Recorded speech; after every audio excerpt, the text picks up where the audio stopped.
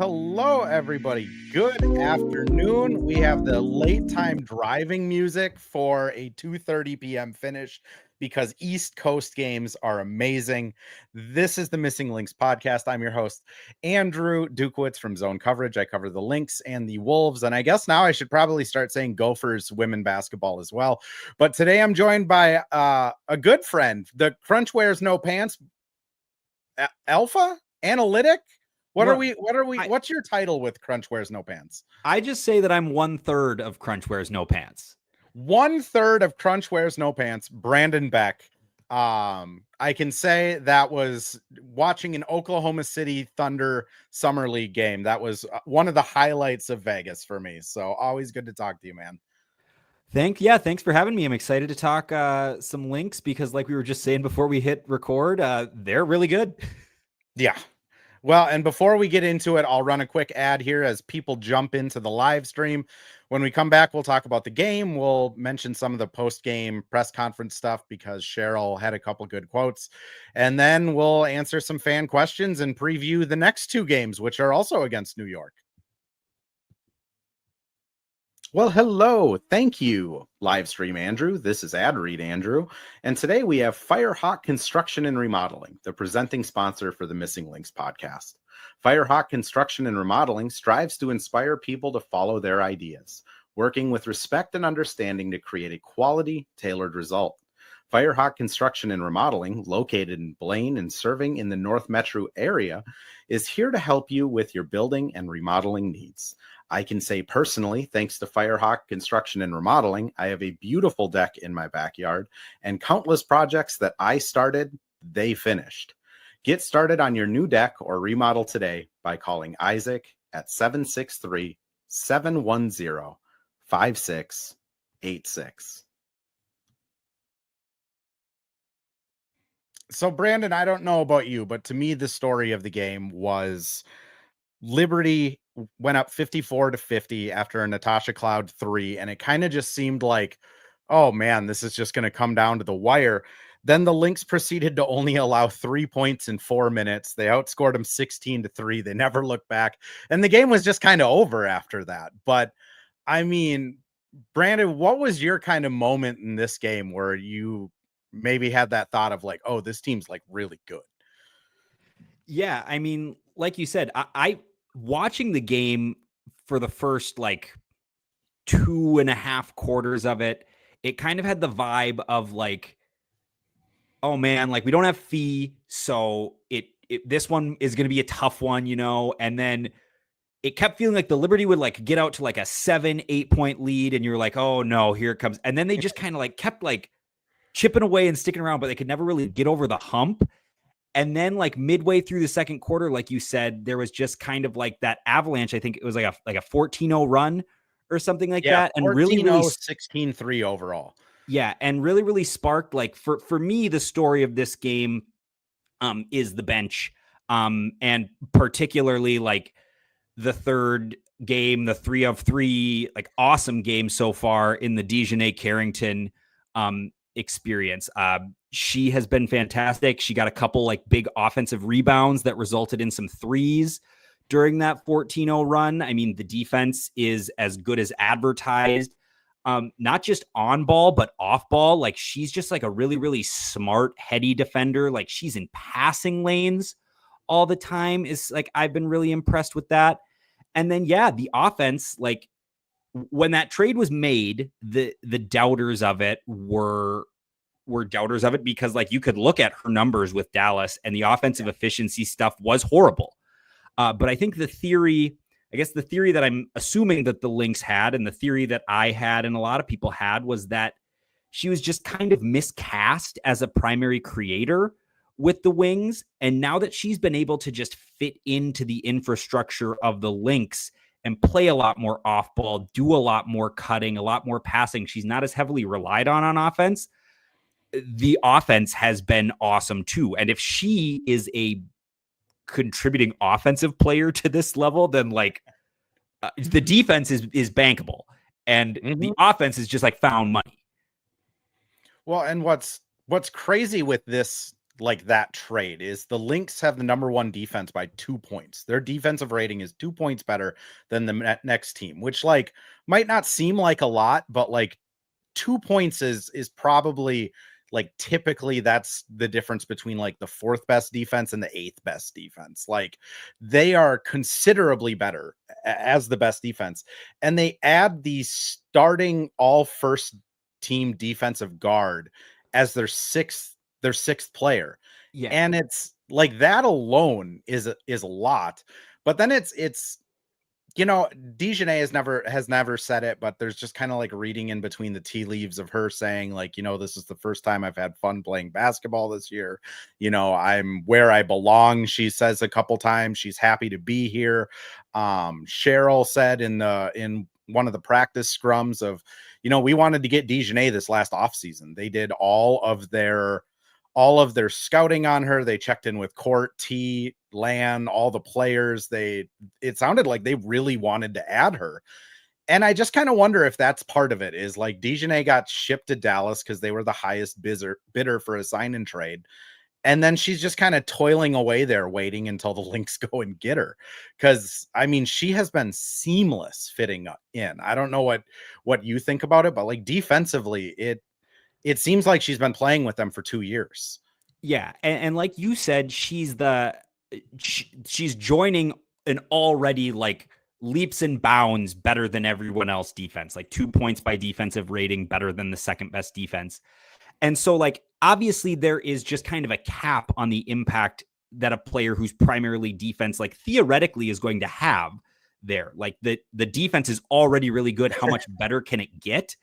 But I think McBride said it in her like post-game, like walk-off interview. That was a really good point that I hadn't really considered, is her impact also has like cascading effects on the offense, where it's like Kayla McBride is like, oh, wow, I see DiJonai Carrington check in and she's going to guard Sabrina Ionescu. And so I don't have to worry about that. And now I can like go get my shots off and like focus way more on that end of the court, because it's taking so much pressure off of other folks on the defensive side. They're not having to expend as much energy. So like you said, I just think that the fit has been seamless. And I mean, realistically, she's got like a 70% true shooting percentage through 3 games. Like that is going to come down. Like if DiJonai Carrington continues to be 70% true shooting for the rest of the season, like plan the parade, because they're not going to lose any games. But yeah, I mean, she's just been fantastic. And 3-0 without Fee, which I think, you know, the first one against Seattle, we saw a lot of Jessica Shepard. You know, the last game against the Mystics, we saw Alana Smith just pop off. Tonight, it's Masha. I mean, it's funny because like the team talks so highly of her, that she's like diving for loose balls in practice, that she's super intense, like diligent, but like she just can't play. So you know, when there was should the Lynx go get a guard or should they get a post at the trade deadline? Like what should they value more? My kind of pushback on that had always been like, who are they going to get that's even going to get minutes? Like between Shepard, Lan, and Fee, there's nothing to go around. And then you see Masha tonight, who is that size. And I mean, she kind of just solved all of their problems with Jones today. Yeah. And I talk about this a lot when we talk about like Timberwolves stuff on our podcast, when we're talking about like buyout market, trade deadline stuff. I think the thing about her is that like, I don't think they want her to be a foundational piece of the rotation this season going into the playoffs. But what is helpful on those like back half of the roster, like those people who, when you're fully healthy, are not in the rotation, it's helpful to have like a diversity of skill sets, to have like different tools in Coach Reeves' tool belt. So when a series calls for someone with a lot of size, that can be a card she can play. Like it's nice to have someone who can like shoot it a little bit. It's nice to have someone who can go in there and like mix it up and guard and bring energy. Like, and so that is like, I think we've seen her kind of thrive, like particularly today. I think she had 4 steals in this game, 2 blocks. She had that really nice kind of like 6 foot little like baby hook thing. Like she's got some skill and she can shoot She it a also little bit shoots threes if you leave her open. And yeah, and she is like, if there is a hole to poke in the Minnesota Lynx, and like they have a 6.5 game lead on the second best team in the WNBA with 12 games to go, like you are really, really grasping to try to poke holes in this, but like champagne problems, right? It is the size. It is that like Alana Smith, is fantastic as she is, a little bit undersized. Like she makes up for it in just like her natural defensive instincts and the fact that she can stretch the floor a little bit. And like Jess Shepard plays really big, but she isn't like massive. Like she doesn't physically match up with like the Jonquel Joneses of the world. And so, yeah, like having someone that big who is that skilled, who, like I said, I don't think that they have visions of her getting 10 minutes or 15 minutes a night in the playoffs. But if Alana Smith has like back issues again in the playoffs, or if, like I said, if a series just calls for a little bit more size, to be able to have that card to play in the later games, like just to fill some minutes, I think is going to be huge. I just want to back up real quick because the net ratings and advanced ratings have updated from today's game.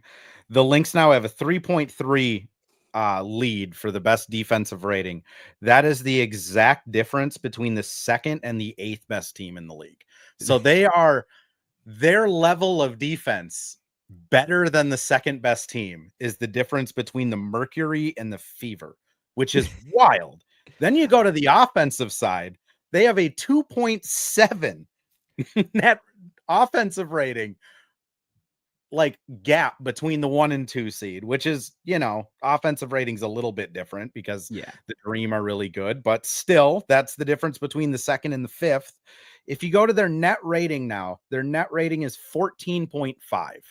And I think that's more than double the next best team, the right? Atlanta Dream at 7.2. Like the only thing this team isn't the best at is rebounding, and they're like 5th, which, I mean, it can't be sold. And we were talking about it before we got on, about just like the warpath this team has been on, the revenge tour, or whatever you want to call it. I mean, they have been so much better than everybody else in the league that, I mean, we're now looking at it where they might they could go 4-7, 4-8 and still probably have the 1 seed, Brandon. Yeah. I mean, they're reaping the benefits of doing all that work early in the season now, with the Fee injury, right? Like it came at an unfortunate time where they're in this weird quirk in the schedule where they play New York 3 times in a row, although it's really spread out over like 2 weeks, like very strange time in the schedule. And quite frankly, like I think that made tonight's game, I've been saying that they need to win one of these 3 Liberty games to just kind of feel comfortable, because they do have that massive lead. But if they had lost 3 games in a row, which would have been understandable without the literal best player in the world, then all of a sudden that lead is 2 games. But now by just locking in 1 win there, they can drop a couple games without Fee here against the Liberty, and they're still going to have a massive lead. I think tonight's game basically locked up the 1 seed. And the nice thing about that, like I said, they're reaping the benefits of doing that work early, is now they don't have to feel like they need to rush Napheesa Collier back. They can be like, their priority now is have her healthy for day 1 of the playoffs, and like as healthy as possible. Not like you can fight through it. Like get her 100%, because barring some sort of disaster scenario, which I just don't see happening with this collection of players, this coach, like they're going to be the 1 seed. Yeah. So you can lose a couple games if it means Napheesa Collier is 5% more healthy for round 1 of the playoffs. And Fee, I mean, she is the MVP front runner, despite like the kind of Alyssa Thomas push towards the end of the season here. But like, as long as she gets back and gets like 5 games in, she probably still wins the MVP. Even if she doesn't, like Fee has anytime someone asks her about that, she throws it away immediately of like, I want a championship. I want a banner in the Target Center. I can't hang my MVP trophy in the Target Center. Like, I don't think that's even a thought for her. But I mean, consider she is putting up these MVP numbers and she has had a messed up shoulder for pretty much since the All-Star game until she hurt her ankle. She had a bulging disc in her lower back. She had knee swelling. She had a foot thing earlier on. Like last year, she had plantar fasciitis. Like she has been pretty much hurt almost all season and just gutting through it. Like a healthy Fee come playoffs when she is putting up MVP numbers hurt. It's just going to be really hard to bet against the Lynx just kind of running through the playoffs. Yeah, and like they have to do it, right? Like we can, but like you said, I mean, they are just leaps and bounds right now better than the rest of the league, and they're just killing it. Like we said, without the best player in the world, and like we saw, as good as Napheesa Collier is, she was even better in the playoffs last season. Like averaged 40 points a game for a series. Like she had more points than minutes for 2 series. And it's like to be the defensive player of the year and then all of a sudden come out this season and be like, oh yeah, I'm also just going to lead the league in scoring. like imagine if Rudy Gobert came out and just averaged 30 points a game next season. It's like, I struggle so hard to explain it because that's what it is. It is the best defensive player in the world who is now leading the league in scoring. Almost shot 50, 40, 90 in the first half of the season. I mean, 50% from the field, 40 from 3, 90 from free throw. She had a 40 consecutive made free throws streak at one point. And it's just everything is, I mean, the first matchup with New York, I was so impressed because New York was doing everything to stop Fee. They had Jones matched up on her like anytime she got the ball. If she started driving towards the basket, they didn't just close one corner defender. They sent them both in. And then it still didn't matter. Like 4-point lead with I think it was like 3 minutes left and Fee gets an and one off a lefty scoop shot. And it's so hard to describe how good she is because she also doesn't act like she's that good. Like she doesn't trash talk. She doesn't hoot and holler in post-game interviews. In the Aces game, she hit him with the too small on the one. And the internet blew up. Like after that New York game, I remember, I think it was Pat Borsey from MinPost asked her, he was like, was there more of like a concerted effort to get you the ball this game? And Fee just kind of like looked at K-Mac and was like, I don't think so. Like, I just kind of do what I do. And she was like, I kind of black out most games. And then K-Mac like interrupted her and was like, we try to get Fee the ball every single chance, always. Like it is every play. And it's like, that's just Fee. She has like I think she knows how good she is, but I don't think she understands how to act that good.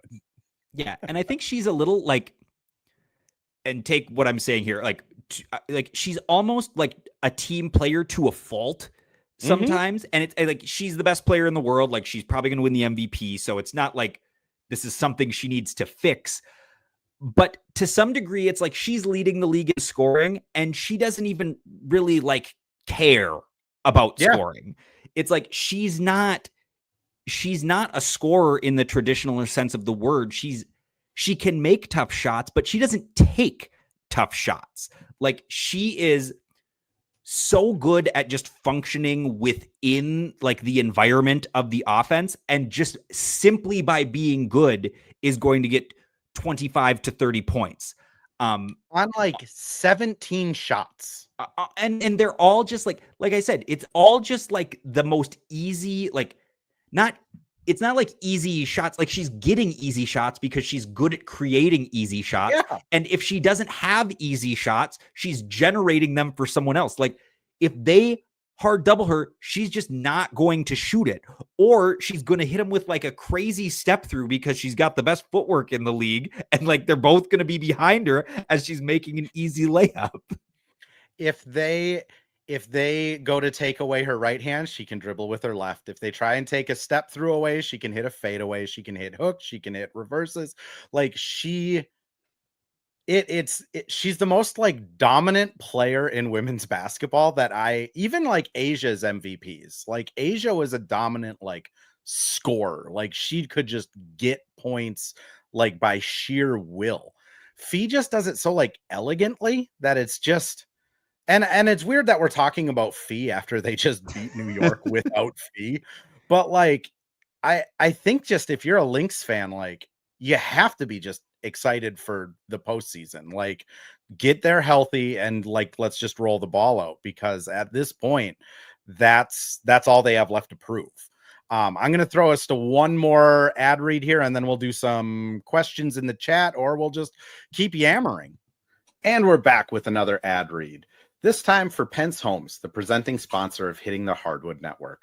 From the best tools and technology to transparency throughout the entire process, Nate Pence and the Pence Homes team is the top choice for buyers, sellers, and is proud to support you and your home ownership goals. Get started today by calling 612-308-1122 or by emailing info@pencehomes.com. I swear that gets cut off earlier every time. .com. Brandon, real quick, you like free stuff, right? I love free stuff. So here's the thing. Nate Pence sent us an email and he was like, hey, I want to do something specifically for people that are listening to the Hitting the Hardwood Network podcasts, whether it's me over here with Missing Links, Links Happy Hour with Terry Horseman, or Mitchell Hansen over with Hitting the Hardwood. That guy, Nate, he goes, I'm going to give away some free Lynx tickets, like good Lynx tickets, to one of the last 5 games this season. He hasn't figured out what game yet because he wants to have some insight from the potential winner of these free tickets. All you have to do is call or email that number that we listed out in that ad read and get a free consultation, have a meeting with Nate or his team. It's not like a timeshare. You're not going to have to buy anything. He's a realtor. He just wants to see what your interest is in buying or selling a home or how he can help you. And just by doing that, you get entered in for a pair of free tickets brought to you by Pence Homes.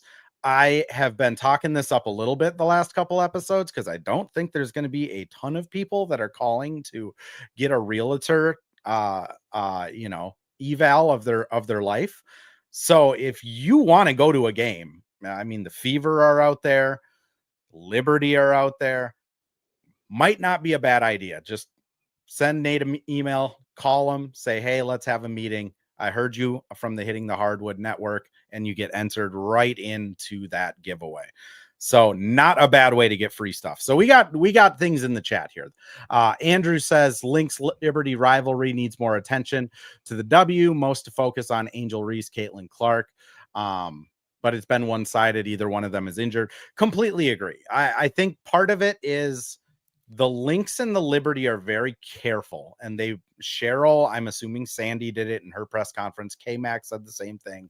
DiJonai was funny. They asked DiJonai if she thought it was a rivalry, and she was like, hey man, I just got here. Like I watched it on TV like everybody else. Don't come at me. But all of them are saying it's not a rivalry yet. Like if they meet in the playoffs again, if this gets a couple years behind it, I think the teams will start talking about it being more of a rivalry. But like as a fan watching it, it has that feel. It has the Pittsburgh Steelers, Baltimore Ravens type, Vikings Packers type feel to them. I don't know if you get that same vibe, Brandon. Yeah, and I mean, I think the league is doing their best to push that too. I mean, I think it feels kind of like they aren't rivalry because they haven't really played up until recently. Like it took them a long time to get that first rematch. And I mean, the air was let out of some of these games a little bit with the Fee injury and the Brianna Stewart injury. But I mean, these games are on national TV in like prime time slots. So I think the league wants it to be a rivalry. And I mean, I think it has a chance to be a rivalry because, I mean, if I were a betting man, I would say these are the two teams that are probably going to meet in the finals again this year. I mean, for my money, these are the two best teams in the league. I certainly think based off of all the metrics we listed out earlier in this show that I believe the Lynx are the better of those two teams, but it's not going to be easy. And like I said, I think just the nature of how that finals went last year, ignoring the obvious like game 5 annoying stuff at the end, that series was up until that moment fantastic. Like they talked about it on the broadcast today. I mean, like every game within a couple points, except for the one that was kind of a blow up, but that really got away in like the last 2 minutes. Like the Courtney Williams 4-point play, the Sabrina Ionescu like game winner, like that's all that stuff. When you have the two best teams and they're playing in the finals and they're playing heavily contested games, and then the next year those games are on national TV and those are the two best teams again, like all that stuff is like naturally brewing rivalry stuff. And they can say that they don't care about it, but I saw Courtney Williams in the tunnel post game, and she certainly looked like she cared. Nate Pence, shout out Nate Pence, presenting sponsor from Hitting the Hardwood, also giving away 2 free tickets to people who do a consult with them. Land no fouls for the last 2 games. I'm going to say Lynx community gets the credit for that more than LAN. The amount of times I have been tagged in LAN has the worst whistle on the planet posts. Maybe finally the WNBA is starting to realize like LAN doesn't really foul that much. She's really good at stripping passes. And just because she bats a ball out doesn't mean she fouls every time. I'm going to throw this next one over to you. Andrew and Ryan both talk about Masha just needing more minutes, having a really good game. Kind of touched on it earlier, but Brandon, how do you get Masha more minutes on this team? I mean, I don't think they can, like, because the rotation certainly isn't going to, I mean, you can get her more minutes down the stretch here as like these games are just going to mean a little bit less. Like I said, you're trying to get people healthy. Maybe you can rest healthy people in some of these games down the stretch just to try to keep them fresh, you know, give Alana Smith a night off here or there. Like, I don't know, but I mean, in the postseason, the rotation is going to shrink. It's not going to grow. And I mean, if they're fully healthy, it sure seems like it's the starting 5. It's DiJonai Carrington, it's Natisha Heidemann. And I mean, if they go 8 deep, I would say it's going to be Jessica Shepard, who has been fantastic this year. And quite frankly, I don't want them to go deeper than 8. In a 40-minute game, they quite frankly don't even need to go 8 deep as you get into the later rounds. Like you can play 7 deep when you're really like into like crunch time. I think what's crazy is having Masha on this team gives them the ability, and Jess, it gives them the ability to match size a little bit better. Because then you can even, I mean, Cheryl's messed with it a little bit this year. You can slide Fee over to the small forward and play Fee, Lan, and Jess, or Fee, Lan, and Masha. Yeah. It's more kind of tools in the tool belt. Jude says Lynx odd year cycle. I mean, yeah.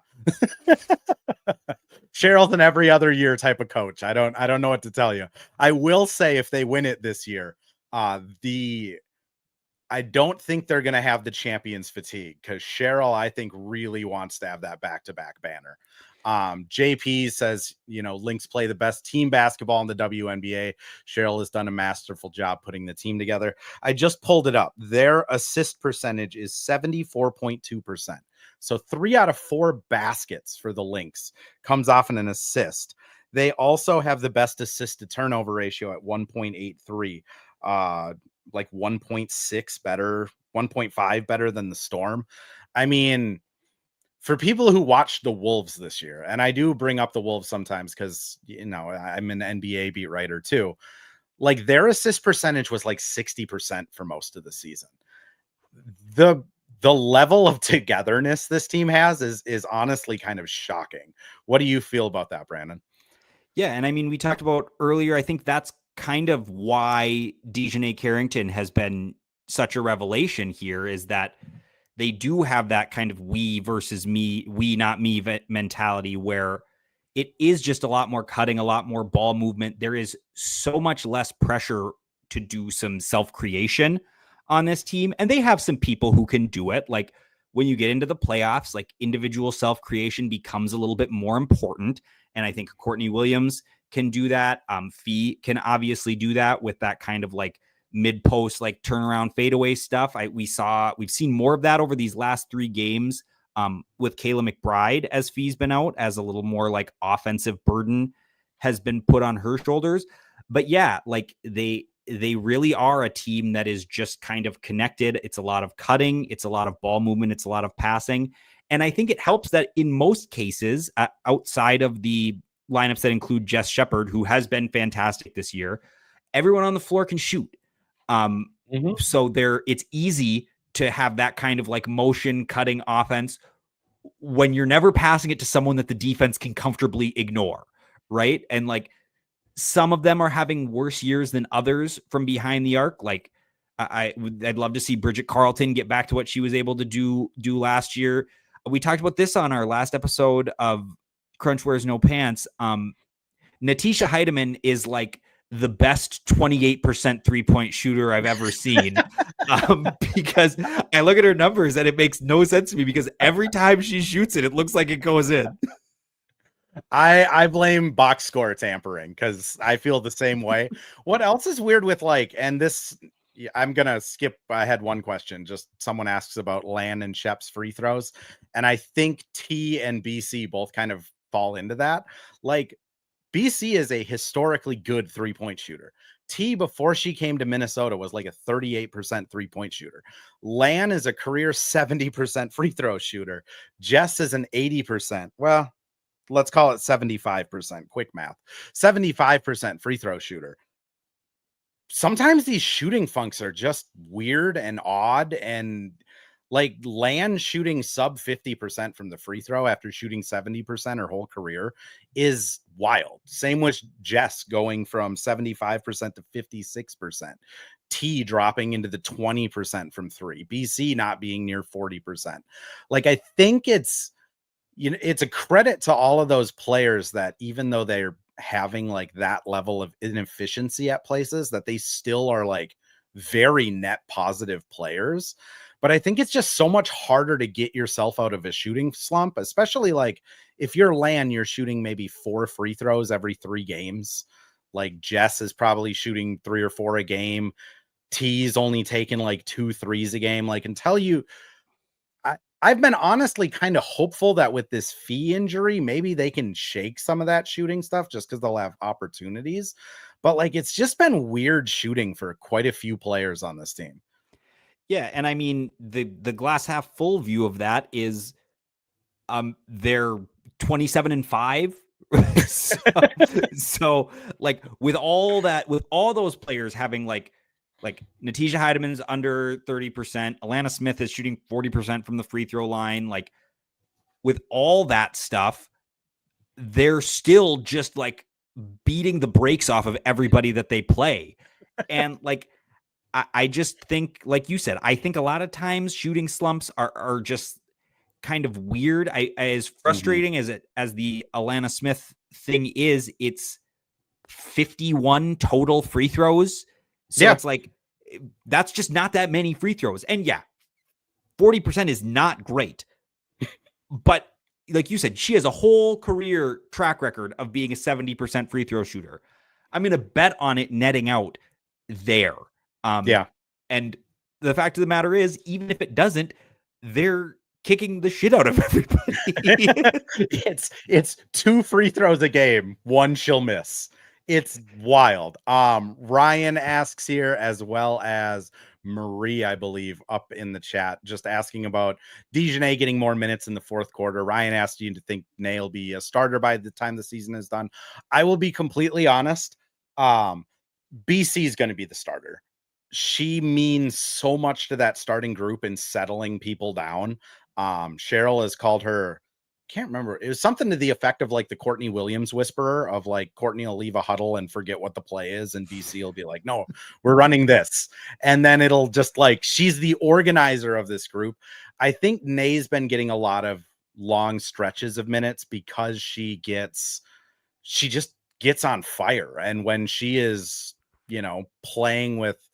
playing like her hair's on fire, or playing like she's on fire, it's hard to take her out of the game for BC, who's a lot more of, I'd say BC is a very high floor and a very low ceiling player. Like if BC has a good game, she probably scores 12 points. She plays really good wing defense. Everything's organized. She doesn't have any turnovers. DiJonai, I think, is a more probably has a similar floor to BC. Like DiJonai on a bad game is still going to bring like that crazy energy, but her ceiling is so much higher when she has it going. So I think it'll be a lot of the BC starts the game and then maybe DiJonai ends with like 5 more minutes than her. What do you think, Brandon? Yeah, I just don't think they really need to mess with anything right now. Yeah. Like I think that they have a formula right now that is clearly working. And to your point, who starts the game does not have to dictate who closes the game. Like BC was not very good today. And DiJonai was awesome. And DiJonai closed the game. And DiJonai has been closing in these first 3 games that she's been playing, but there are going to be nights where it makes sense for BC to close. There are going to be nights like we were talking about earlier where maybe it makes sense to go like too big and close with Jessica Shepard. Like they have all these different cards they can play, but I don't think they need to mess with kind of the formula that they have right now, which is like that starting unit is that starting unit if everyone is healthy. And then you have like, I don't think DiJonai Carrington is like angry that she's not starting. It sounds like she's having a great time in this role. Yeah. And if the understanding is that it is like a meritocracy, and if it's DiJonai Carrington's night, if it's Natisha Heidemann's night, you can close with those people if they're having good games. A couple more questions here. KJ asks how we can get rid of in-game interviews. Keep giving them to Sandy and keep giving them to Cheryl. That is how you get those interviews out, because when you're at the games, and if anyone gets a chance to go to a game, please do. And then watch Cheryl on these national TV games as somebody is desperately trying to get her to like hold still to put something in her ear, and she is refusing to help in any way. And there's just this like ESPN like intern that's like, no, I really need to get this in your ear so we can interview you. And Cheryl's just like completely ignoring them. One word's the interview and then it's done. Like keep giving them to the coaches that absolutely hate doing it, because it'll go away then. Yeah. And I mean, I think there is a time and place for them. Like this is kind of born of, I think the first sport to do this was professional baseball, and they did it with players in the All-Star game. Like they were interviewing outfielders during the game, and that's fine because that game doesn't count. And so if you want to put an earpiece in the shortstop's ear and talk to him while he's fielding a ground ball, like that's great. But as soon as it starts to leak into like the games that matter and the people who should be focusing and doing things on the games that matter, I think we've kind of jumped the shark a little bit. Like Cheryl Reeve has a job to do during the game. Like she wants to be paying attention to the game and talking about what's going on and seeing what's happening and adjusting to those things. She doesn't want to be talking to the broadcasters while that's happening. I mean, there's just so many better things you could do. Like Cheryl is legitimately, I mean, everyone on the Wolves that I've talked to included, like Cheryl is probably my favorite person to just talk to in a press setting or an interview or a scrum, because she is like so sarcastically funny that like start televising the post-game press conference. Like clip in some of the pregame stuff, like start televising the scrum for 30 seconds when she has like a good quirp. Like she's going to give you nothing good during the game because like she doesn't want to talk to anyone during the game. KJ asked here, and I'll throw this one right to you, Brandon. What are the biggest things for the Lynx to work on ahead of the next 2 games? For me, it's our ball movement and passing. I will also preface this with Lynx should be flying back home today. They'll probably give them tomorrow off, and then they'll probably practice like Tuesday, Wednesday, Thursday, Friday. You froze for a second there. Oh, I'm back. I was just saying the Lynx should fly in today, I would assume. And then they should have tomorrow off and then have practice Tuesday, Wednesday, Thursday, and Friday, I would assume, what do you feel like they could most work on in that kind of 4-day stretch? Yeah, honestly, like I've been beating the drum. Like I don't know how much. Like I think that they have a pretty repeatable working formula, and things are going pretty well. I think, like you said earlier, in this time where they don't have fee, I think it's a good opportunity to let some players kind of stretch the boundaries of what their roles are, and it's kind of like you flex that muscle of like a little bit of extra offensive burden, a little bit of extra defensive burden. And then when Fee comes back, your job feels like so easy.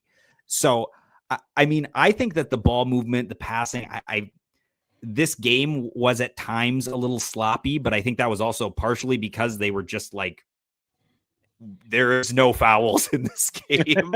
I think there was less than 20 fouls between both teams, and it was like an incredibly physical game. But yeah, I'm actually more interested in like I said, seeing Kayla McBride kind of flex more of her self-creation like muscles, you know, seeing DiJonai Carrington kind of continue to integrate into the infrastructure. Like she's been great, but what's going to happen if she has like a full week of practice now with the team and learns to play with those people even more? But yeah, I mean, like I'm kind of in a, if it ain't broke, don't fix it mode with this team right now, and just kind of taking this time without Fee as an opportunity to let people kind of expand their roles a little bit. It's so interesting. And I put Jeremy's chat from YouTube up here. Appreciate you joining the show. But Lynx fan since 2011. Love the team. Excited for the mission. We are nowhere near finished. And I will say it is such a different vibe from lifelong Lynx fans that support this team, because like they know the writing's on the wall. This is a team that is going, like they know who Cheryl Reeve is. They know this team is not going to like come in underprepared. Like the writing's on the wall. And then there's kind of everybody else who is either newer with the Lynx or also follows the Vikings, Twins, Timberwolves, Wild, and is just waiting for the shoe to drop. And Fee gets injured, and oh man, that's the shoe that dropped. There goes the season. And then we win 3 straight, or the Lynx win 3 straight. You know, and I think a lot of the like worry about like, oh, we need more size, we need to work on certain things, is a lot of that like, you know, at some point that shoe's gonna drop. And I mean, I would just say like, based off of like, and I'm gonna be writing about it next weekend, but based off of like their statistics, they are going to probably go into the postseason as one of the best teams of all time. And when you have a team that is that historically good, they almost always win. And in the W, they literally always win. Like you can kind of get it down to a science almost to figure out what teams have a chance. And the Lynx are just so much better at everything that I think this is, like Jeremy said, they're nowhere near finished. Yeah, and I think the fact that too, like to go into, along with all the metrics that say they are just one of the best teams ever, they also just have the best player in the world. And yep, historically speaking, in men's and women's basketball, if you have the best player in the world, usually you win. So it's just extremely likely that at some point in Nafisa Collier's career, she's going to win one. And it sure would make a whole lot of sense for it to happen in this year where they are just loaded. And like I said, it's not just that they're winning. It's not just that they're in first place. They have lapped the rest of the league to the point where there's like 12 games to go and 13, 14, however many games there are to go. And they just like, they don't even really matter. Like, because they almost can't fall out of first place. They, again, best stat for this team, they are doubling the number 2 team in net rating. Like that is insane. Jeremy, last question here, I'll just take it. Jalen Sherrod signing. I'll be honest, Cheryl before the game said, you know, don't really know her, she just got here, but she's going to be used for like research and development, essentially. Research on New York and developing her as a player.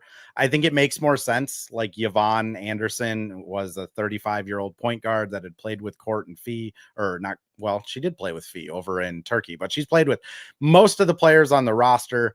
I think now that they're feeling a little bit more confident with DiJonai, it makes sense to bring in like a 23-year-old to just have on the roster for the rest of the season.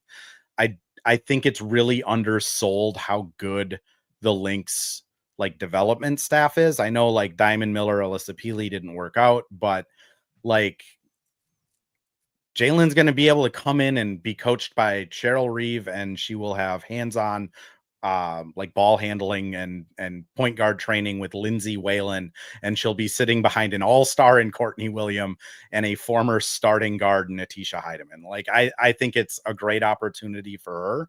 And if anything, like it's probably annoying for New York. They'll probably have to like change their defensive calls or at least like their verbiage. So why not, right? Yeah, I don't know a ton about her, but and I would imagine we're probably not going to see a whole lot of her this season, but like who knows? It's good to take bets on young talent. Exactly.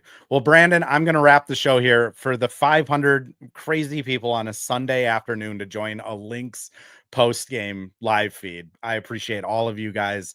This is why Hitting the Hardwood exists, because we all felt there was a lot of Lynx fans out there that didn't have content to fill their time, and you guys make it worthwhile every time. So Brandon, appreciate you. Are we spoiling it about your pod this week? Well, I think we can spoil it. So Andrew is going to join us this week on Crunch Wears No Pants with me, Nate Alsdorf and Jordan Alamat. We are primarily a Timberwolves podcast. But here in the off season, we love the Lynx. And in the off season, with not a whole lot going on the Timberwolves side, we've started to dedicate a little bit more time to Lynx stuff. So our last episode was almost 100% Lynx coverage. Andrew's coming on this week to talk about the Lynx, and as they go deeper into the playoffs, we'll be talking Lynx a lot more, obviously, and we'll be doing a victory lap pod when they win the title. Oyama, hi from South Africa, hi from Minnesota, from both of us. And let's wrap on that. I appreciate you, Brandon, and I can't wait to join you on the No Pants. Can't wait.